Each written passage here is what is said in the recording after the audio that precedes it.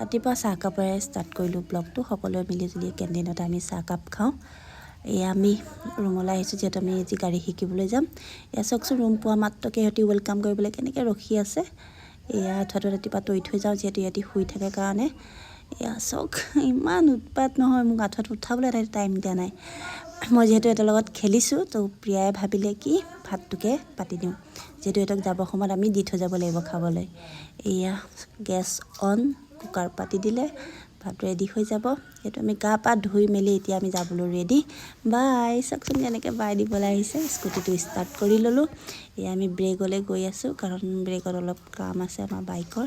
তাই চাওকচোন, সদায় আহি বিস্কুট খাবলৈ ৰখি থাকি, সদায় বিস্কুট খুৱাওঁ যে। সকলোৱে মিলিজুলি বাইকৰ কাম কৰি আছে, যিহেতু সদায় প্ৰেক্টিছ হয় আমাৰ, সেইটো কাৰণে অলপ কাম থাকে। এয়া গাড়ী শিকা ইমানতে শেষ। তো আজিলৈ বাই।